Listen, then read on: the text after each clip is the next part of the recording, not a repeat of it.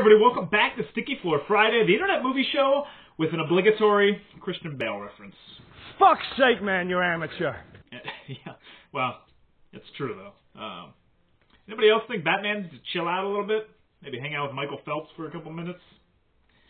Anyway, why don't we get to the movies, because there's a lot of them coming out this week. We're going to start with Coraline. It's a stop-motion animation film by the director of The Nightmare Before Christmas. So this movie is going to look fantastical, and it's in 3D too, so it's going to be even more fantastical.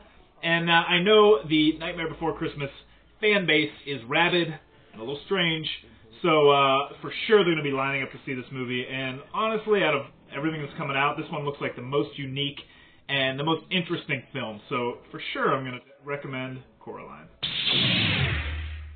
Alright, next up we've got He's Just Not That Into You. A movie that I feel like I'm going to have to see if I want to keep a girlfriend. Now, this movie is from Greg Behrendt, the comedian slash talk show host slash tip frosting expert. And it is geared right for the Sex and the City crowd. Alright, next we've got Pink Panther 2. And I gotta say, I like Steve Martin. I think he's a smart and a funny guy. But what is the point of a Pink Panther sequel of a remake? Money. It's money. Alright, we've also got Push, which is a movie about superheroes that looks almost exactly like Jumper, except instead of jumping, they can push. And, like, honestly, when people ask that question, like, if you could have one superpower, what would it be? I gotta say, pushing is pretty low on the list. Like, right under being able to talk to sea creatures and being an acrobatic blind guy. So, I'm not really looking forward to Push. The only bright spot I can see is Chris Evans, who was the only watchable thing from the Fantastic Four movies. But other than that, it just kind of looks bleh. And finally, and I do mean finally, we have the release of Fanboys. Now, this movie has been on the shelf for over 2 years. It's been cut and recut and moved around. They've added stuff and taken stuff out.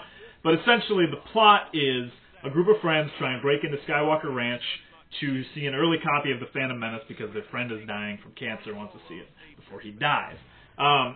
So basically, it's about Star Wars fans and their love of Star Wars pre-Phantom Menace.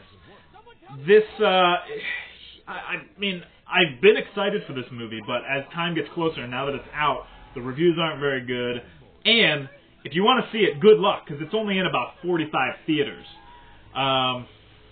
So, I mean, as a Star Wars fan, of course I'm going to see it, and I recommend it to Star Wars fans. But, God, 2 years on the shelf, it's not looking good.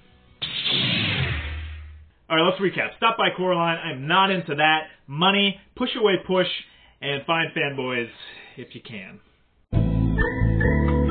Alright, for no other good reason than the fact that I have a helium balloon here and the transcript of the Christian Bale blow-up, I thought I would have a little fun. Reenact some Christian Bale with helium.